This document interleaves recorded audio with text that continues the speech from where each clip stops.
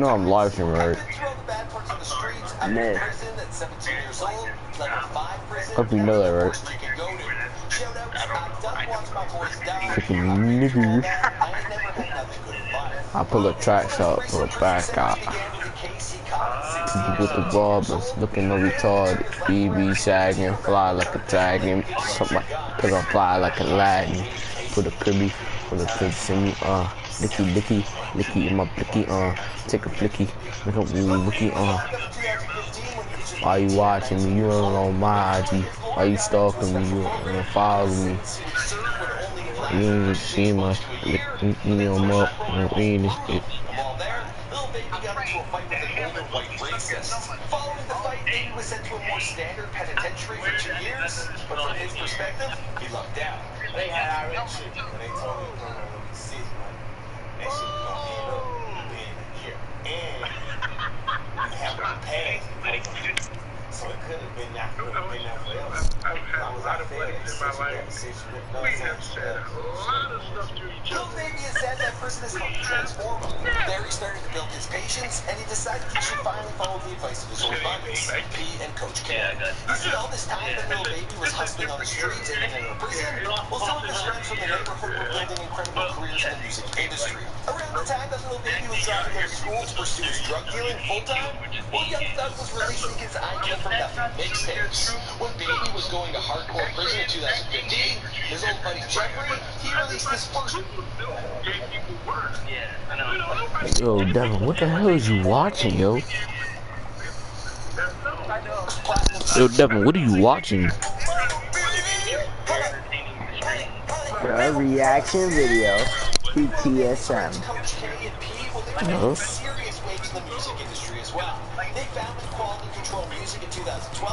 Do you know Myth? Yes. Do you know Daquan? No. Well, yeah. I watch one of his videos. Okay. That's something. Through the years, quality control signed acts like Migos, OG Marco, and Lil Yachty. And for years, Lil Baby had been encouraged by Coach K to rap, so he decided to finally start doing it after he got out of prison. This is in February of 2017.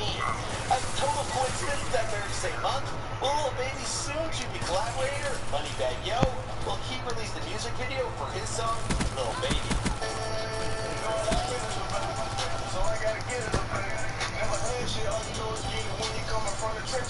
So what made Lil Baby finally They do Moneybagg Yo hairline all the way to the back of his head. Come on, yo. It was also around this time that Lil Baby finally decided to kick his expensive clean habit. But this Oh my gosh. guy from the drug and knew that it would hold him back with his ability to be productive in the studio. But what actually got him to finally quit? Probation. What I got going on, it ain't hard at all. Anything that can get me back locked up, I don't know. Lil Baby set himself the goal of completing 4 mixtapes before 2017 was out. It was a bold goal, but when he stuck to it. To accomplish that goal, he managed to make his recording sessions very efficient. He described the recording process of one mixtape as real quick. His raw talent has also allowed him to bypass some steps that would seem essential for many recording artists, like songwriting. He said, I actually just go in the booth and go from there. Like I just freestyle and go in. I stop and then just listen to it. I take some parts out and keep and delete some parts. I ain't wrote a rap though. Lil Baby first got used to the studio just hanging out during recording sessions with artists like Migos and Young Thug. When it came time to start recording himself, one of the first artists he collaborated with his old friend Jeffrey. The oldest song available on his SoundCloud and first feature with World Star Hip Hop was Ryder.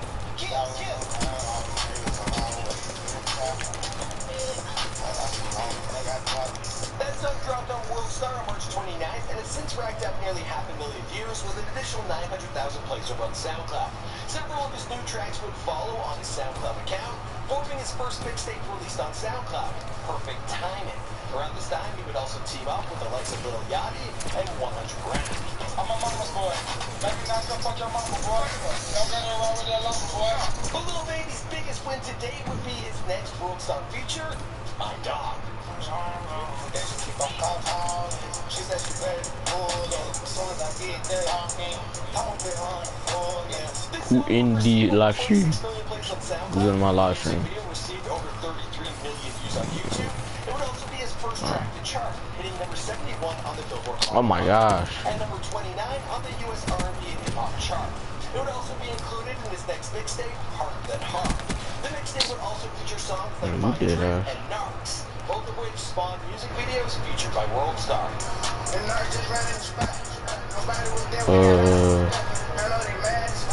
Already crushing it on World Star. I don't know who that is, but it was good. Channel of his own on November 5th, 2017.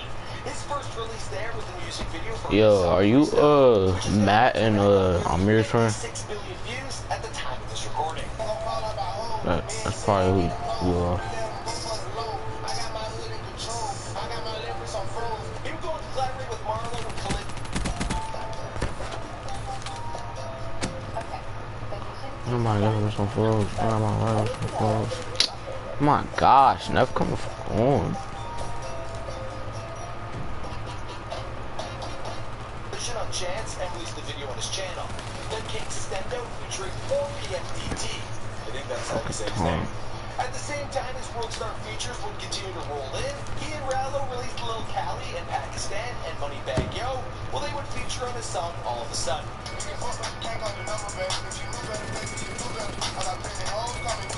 By the end of 2017, Lil Baby had succeeded in reaching his goal of releasing 4 mixtapes. Aside from the 2 I already mentioned, it was also his collaborative mixtape with Marlo, and Too Hard.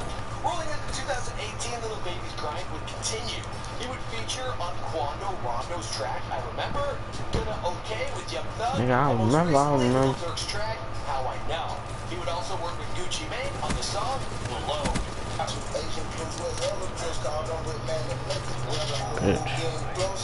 rest of the story, we will have to wait and see, because this is before they're famous. My name's Michael Credit, you guys requested this video, and that's how this channel works. You let me know who you want me to document next, and we will get it done.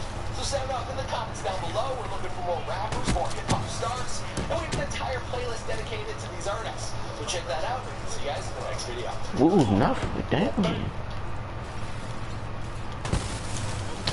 Come on, yo. Good.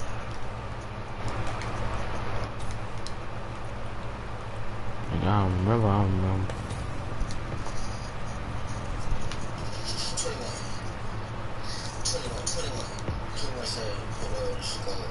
Before YBN Almighty J would drop tracks like Taken Up, Beware off Instagram, and Chopsticks. Bad yellow bitches bag it up, I tell it bag. I love my chopsticks, that make me shoot it like it's bag. Before collaborating with the likes of YBN Demir and Rich the Kid, who he would also apparently go on to beat with. Then he sent me an address to a motherfucking. Look at it. Then he sent me an address to a shopping mall. Before hooking up with Black China and being accused of hitting a woman when she was involved in an altercation with a couple of young women at Six Flags. Come on, people, this is a family place. Black China! That's Black China! I know, that's Black China. Right now, YBN Almighty J is probably best known for being Black China's much younger boyfriend. But the guy has done plenty to warn him before they're famous for his thriving rap career. The YBN affiliate has been plugging away in the SoundCloud and YouTube game for years, and has recently received numerous features on World Star Hip Hop. Now, born in Texas, Jay was raised on his mother's gospel music before dedicating himself to hip hop, influenced by the likes of Lil Wayne and Soulja Boy. While plugging away online as a rapper, he also developed other interests and seemed to have ambitions to become a YouTuber. He is in love with gaming, and this distraction from his rapping would ironically serve to move his rap career forward. What's going on, guys? It's your boy Michael McCruddy, documenting the life and career of YBN Almighty J. Prior to fame, here for you all before they're famous. Now, we've covered a ton of Jay's collaborators, including YBN Demir and Rich the Kid. In fact, I got a playlist with over 200 videos on rappers. So be sure to check that out, and as always, let me know who you want me to document next. Alright, here we go. Jay.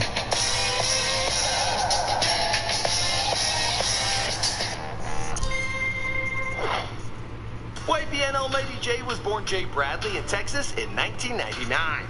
Now, according to famous birthdays, this was on August 6th. He was raised by his mom and has a brother he was very close with. Jay claims he was a troublemaker at school and always hanging around with a bad crowd. He would cuss out his teachers, get into a lot of trouble, and ended up getting kicked out of school more than once. But once he got to a new school, he once again made friends with the bad decades, and the cycle would continue on and on again. Still, he did manage to graduate high school. Good stuff. Jay grew up listening to gospel music his mom played at home. Eventually, presumably, when he was able to pick up his own music, he started listening to hip-hop and R&B. He became a big fan of Chris Brown, Lil Wayne, and of course, Soulja Boy. Who didn't want to do the Superman dance? No, seriously, like who? He started rapping as young as 9 years old and would practice freestyling in the mirror. As he got more serious about his music, he realized he needed a rap name. Inspired by Chief Keef's mixtape, Almighty So, Jay decided to adopt the name Almighty J. As for the YBN, well, that wouldn't come until he connected with YBN Nahmir. While Jay met YBN Nahmir in person for the first time only a few months ago, the two started talking back in 2012 while playing Grand Theft Auto 5. At the time, Jay was going by the name King Almighty J and was a big fan of gaming. In fact, some of the oldest videos on YouTube featuring the name King Almighty J feature him gaming. Yeah, you're on Before They're Famous? We dig it all up.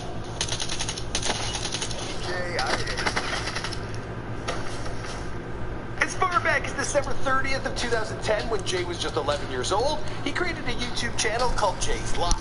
Only one video remains on the channel to date, one of him gaming with friends back in August of 2017. Bro, I know how to get away from Jason, just to let you know, nigga. If you think you're gonna fuck me up on some slick shit. Oh yeah? Yeah. Pussy. But prior to that, it looked like Jay had a vision to become a YouTuber. With his channel's description reading, vlogs, pranks, tutorials, reactions, you're in the right place then. Make sure to subscribe and turn post notifications on before I get mad. Nah, I'm JP. But nah, for real though. Hashtag JGang. Kid was ahead of his time. I haven't even asked anyone to put on them post notifications. Shit. Always listen to the kids, y'all. Listen to the kids, bro!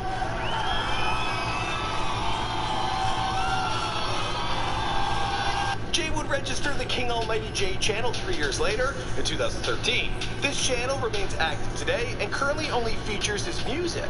The oldest video still is called YBN Almighty J Trap Shit Part 1, and this was dropped in September of 2017. Stone cold cause a nigga just went politic.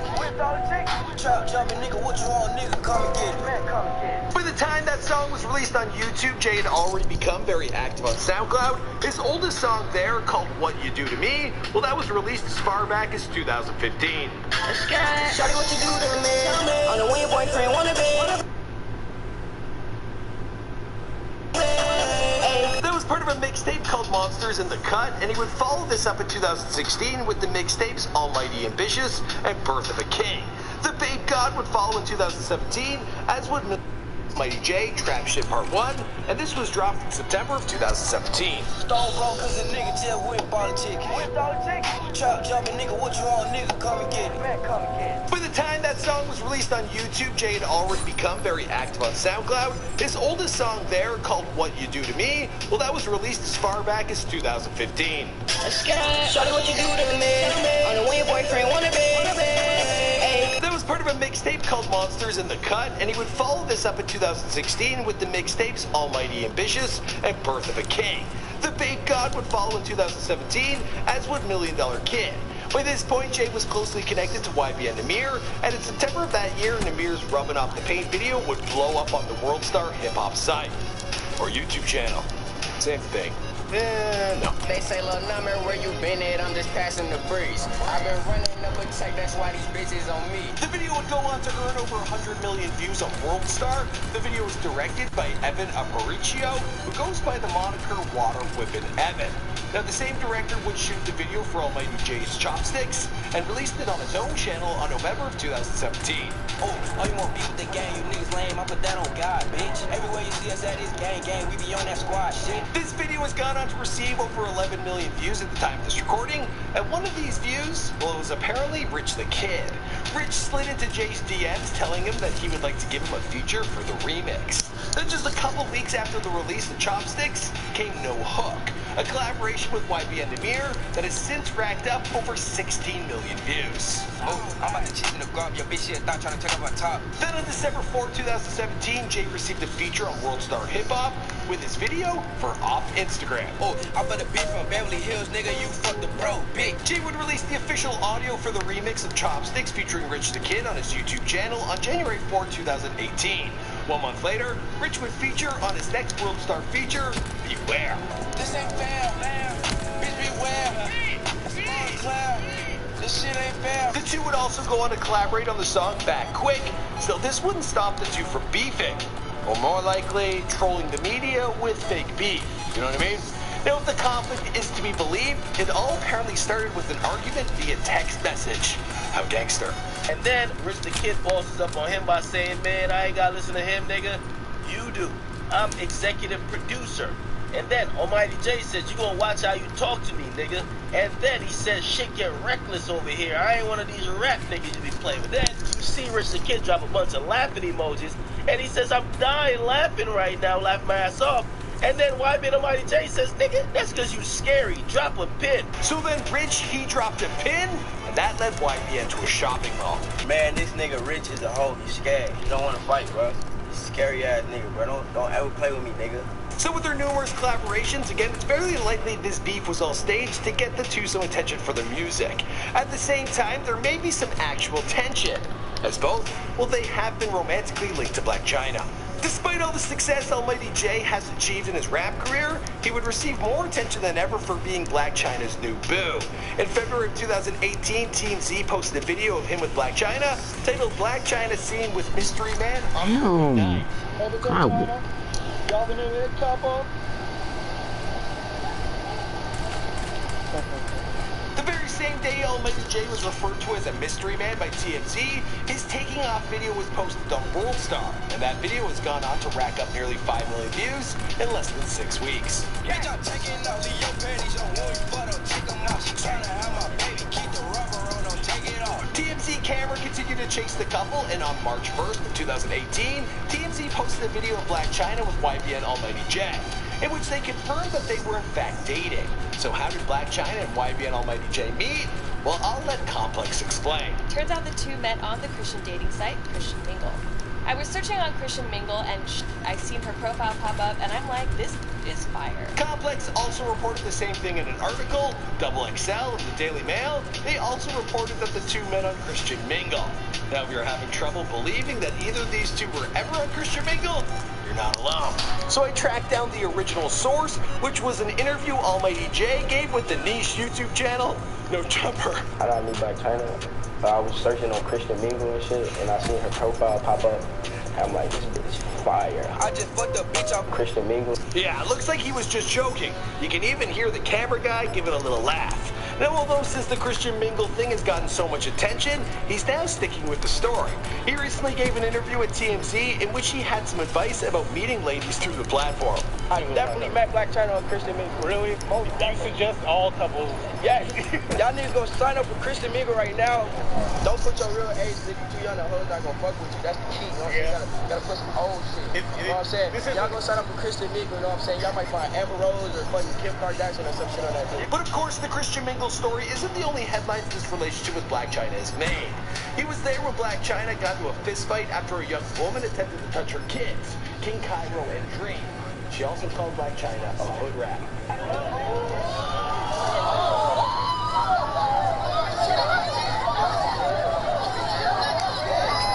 Initial reports about the incident claim that Almighty J helped to de-escalate the violence, including holding Blac Chyna back and attempting to calm her down. But now one of the young women involved, Alexis, she is claiming that he too erupted in violence. She told TMZ, her boyfriend ran up and hit me. He was hitting me like I was a boy, and he hit on my sister. We were fighting her boyfriend. We weren't fighting her. Blac Chyna also put out a statement about the incident. On Instagram, she wrote, being famous is hard enough dealing with scrutiny, but when someone feels comfortable to come and touch your child, it's a whole other story. I do not condone violence, nor am I a violent person. But shout out to all the amazing mothers out there that will protect their children at all costs. Love, King, and dreams, Mommy. YBN Almighty J denied that he fought the young woman, but in a since-deleted post to Instagram, which read, "You see what people do for attention? I don't hit women. I never hit a woman in my life." Now at the time of this recording, it's still a little unclear as to what exactly happened here. As far as I can tell, no charges have been filed. Hopefully his future will be less about these tabloid-type stories and more. The other night, dear, as I lay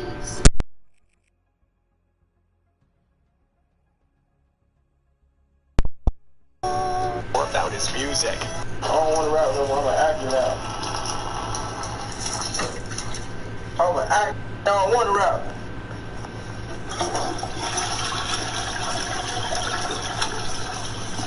Hold up. But as for the rest of the story, well, we'll have to wait and see, because this is the...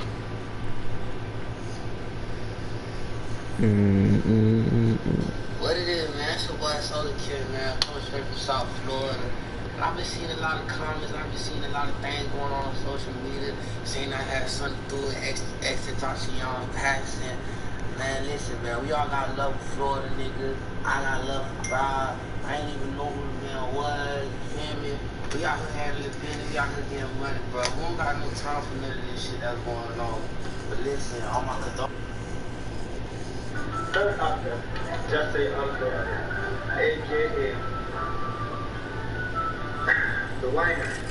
Before XXXTentacion blew up as an iconic Hey, yo, hold up. rapper, Hold up. Third actor, Jesse Uncle, a.k.a. The Whiner. Before XXXTentacion blew up as an iconic SoundCloud rapper, pumping out tracks like Jocelyn Flores, Fuck Love, Take a Step Back, Revenge, and Look at Me.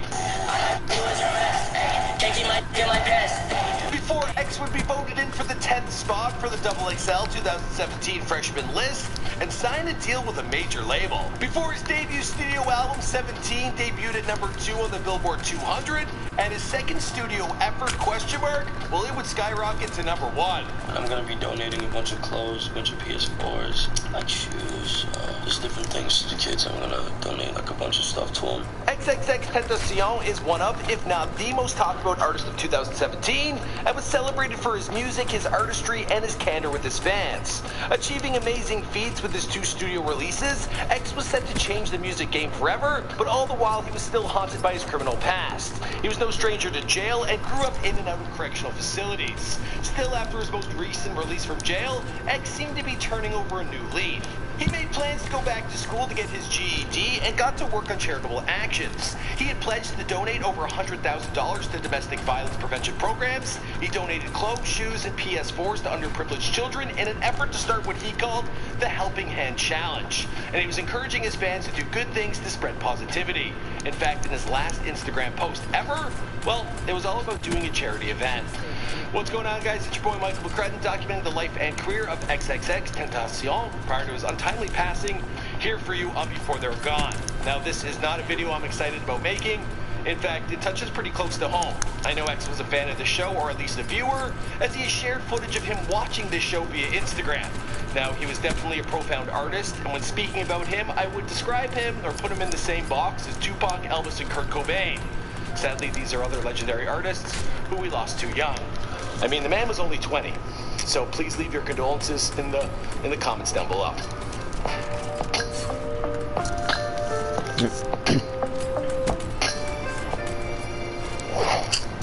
XXXTentacion was born, just say, on Froy on January 23rd, 1998 in Plantation, Florida, 45 minutes north of Miami. X's sister Ariana, she actually uploaded a video to her YouTube channel reacting to their childhood videos. So why you don't go in there? Always crying. Always crying. His father, Dwayne Ricardo Onfroy, who now posts photos to Instagram hanging out with baby Jose, well, he missed out on a lot of the kid's youth after being sent to prison around the time X was 10 or 11.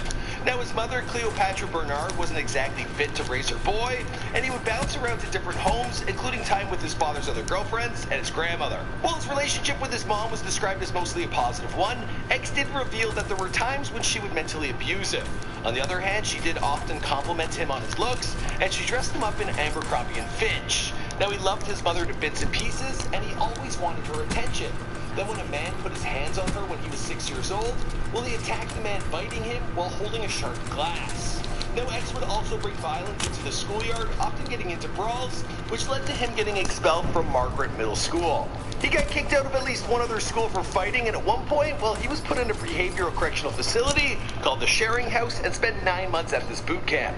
When his mother finally had enough and kicked him out the house, he moved to Lauderhill to live with his grandma. Now, he had little to focus on or plans for the future, but he did love music. X would not only listen to the most popular rappers like Lil Wayne, Tupac, and Biggie, but he would also listen to Nirvana, The Fray, 3 Days Grace, and Papa Roach. I listen to everything, yo. Like everything. I even fucked around and listened to Sugarland. Sugarland is a country band. Taking note of his interest in music, his aunt put him in singing classes, and he spent some time learning the guitar and piano. He also took karate classes and was a big fan of the UFC. Outside of music and sports, another passion of his was womanizing, and seeing as he was popular on Tumblr and Facebook, well, he had a lineup of girls that he could get with. In his teens, X racked up a slew of charges, including armed robbery, armed burglary, possession of a firearm, resisting without violence, armed robbery with dwelling, possession of oxycodone. The list goes on and on. He was the target of a drive-by shooting and took a bullet in the shoulder, a scary foreshadowing of things to come. Now, music became his only consistent interest in life, and his only hope for a better future. He dropped his first song, Vice City, in March of 2014 and promoted it to his followers online, but he wouldn't be able to enjoy the fruits of his labor for long, as he was soon being sent to a youth detention center for gun possession. It was in this facility that he would meet Ski Mask the Slump God, and the two quickly became the best of friends. They bonded over their ambitions to become recording artists and encouraged one another to get better. Again, X's violent side also came out, with him almost killing his cellmate. The man had developed an infatuation with X, and well, he would watch him shower. Then one day X, he had had enough and he attacked the man, resulting in the guard stepping in and throwing X in the hole. Once both rappers got out, they formed the Very Rare Collective and started to bubble up on SoundCloud with tracks like Skin, Teeth, Riot, Tummy Tuck, and I Love It When They Run, which today all clock in millions of plays. Producing these bangers, working with nothing but a mic and a laptop, this gave X his signature style. For cash, X worked in a call center as a phone operator, making just $10 an hour. And it wouldn't be long before he would return to crime. In July of 2016, he was arrested again, this time for charges of robbery and assault. Oh my gosh. While locked up in Broward Regional Detention Center in Fort Lauderdale, X's track Look at Me started to gain some serious hits on SoundCloud. His online buzz turned into a roar, with fans posting the hashtag FreeX absolutely everywhere. Soon enough, mainstream news were also talking about X, and there were accusations being made of Drake ripping off Look at Me for his track KMT. I know who they're talking about. I don't. The extension, though. Yeah, I don't even think that's how you say his name. I've tried to practice. They're calling X. Yeah. So anyway. X posted bail set at $10,000, but it wouldn't be long before he would be back behind bars. On October 8th of 2016, he was arrested again, this time charged with aggravated battery of a pregnant woman, domestic battery by strangulation, false imprisonment, and witness tampering. Following his release from jail, well, X would have a series of concerts that would turn bloody, with a riot breaking out in Miami. He made headlines again when he punched a fan in self-defense, and then a canceled show in Chicago. It turned into a riot, and all these scandals, well, they only further inflated his fan base. X landed the coveted 10th spot on the XXL 2017 freshman list, and his debut studio album entered the Billboard 200 in the #2 spot. Soon, major labels were knocking on his door, and there was an offer made for $6 million for him to sign with Capitol Music. There was certainly money coming in, because X bought himself a BMW i8, as well as a pair of Camaros for his boys. It's not really an accomplishment unless I'm helping like 1,000 homeless kids, but I feel like I did something, yeah? Him and Ski Mask, they would have a very public falling out, and he would also have beef with Rob Stone, and then he got jumped by men who he thought were the Migos. Just know they had fire and they pulled a gun on me, man. Amigos, straight up. Look at this shit. Y'all had the chance to kill me. How you have fire and ain't shoot me? It turns out it wasn't them. Now his sister, she started a YouTube channel revealing that the two of them, well, they were no longer on speaking terms. I don't know why my crutches keep being wrapped up in this boy mouth. I don't understand that. I guess that's what he feels like he can hurt me with, but he don't even know that those words don't mean anything to me. Despite all of his success, X's trial for domestic abuse, it kept lingering over his head. Then X decided to change up both his look and his social media pages. He deleted all of his content from Instagram and opted for a different hair color. Then he shaved off his eyebrows and he got additional face tattoos, including one on his forehead of a tree.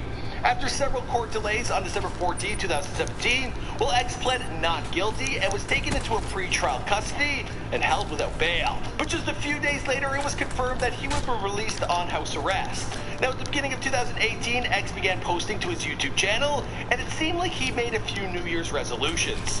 On January 22nd, he published a video vlogging about some new charitable efforts. I want to ask, I'm not going to ask everybody, but it can be short.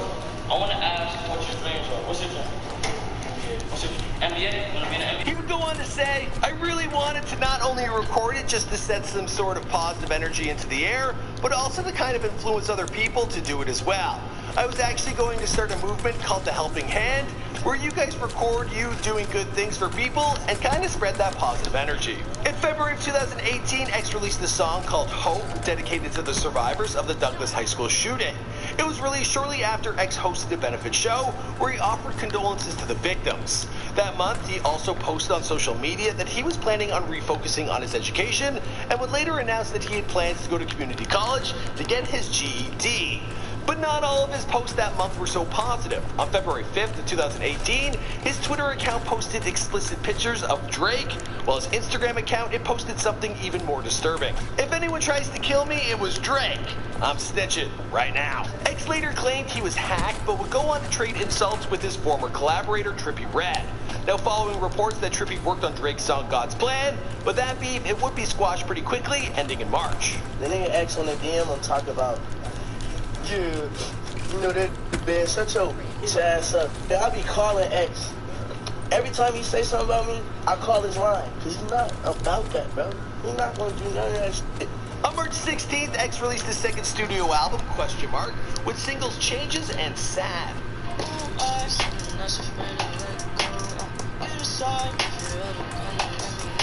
The artist said of his new project, this album's not about the words, it's about the feeling. It'll be very hard to understand, but very easy to listen to. It's not what you're expecting. Even if you feel like you understand my music, be prepared to not understand this music. Whether his listeners understood the music or not, the project peaked at #1 on the Billboard 200, making it his highest charting project of all time. Now, X was released from house arrest on March 21st, 2018. Shortly thereafter, well, yet another scandal emerged, as footage surfaced of him hitting a woman, and allegedly this was taken back in 2013. It's hard to tell in the video, apparently, if it's the same girl or not, but same girlfriend. While his lawyers argued that the video was a joke, X claimed that he was already being financially extorted by the woman and her family members. And the woman, well, she came forward days later, stating this. For those of you who are questioning why I didn't come forth earlier was because I was terrified for my life. Imagine someone doing that to you unprovoked at 16, let alone the people he associated himself with. Truth of the matter is, I would still be holding on to this secret if it wasn't leaked. On May 10, 2018, Spotify announced that it was going to stop promoting or recommending X or the R&B artist R. Kelly. The company stated, we don't censor content because of an artist or creator's behavior, but we want our editorial decisions to reflect our values. The decision was later reversed on June 1st after Top Dog Entertainment CEO Anthony Tippett, well, he threatened to remove his music from the service. Then on Monday afternoon of June 14, 2018, X posted his final Instagram story saying, planning a charity event for this weekend, Florida. Now at the time, he was apparently shopping for motorcycles in South Florida, and as he was leaving the dealership, well, a gunman ran up to his vehicle and shot him. Witnesses checked, they found that he didn't seem to have a pulse, and well, he was rushed to a hospital in a comatose. And less than an hour later, well, he was pronounced dead in hospital. I guess I'm just making this because the information, what I just heard, was that he's passed. At the time of this recording, the suspects are still on the loose, described as two black males wearing hoodies, and the shooter was wearing a red mask. And the suspects, well, they escaped in a black Dodge Journey. Now, if you have any information about this crime that might lead to an arrest, please contact the Broward County Sheriff's Department. Now, his death, it has brought up a lot of questions. The internet has been set ablaze with rumors that he's still alive.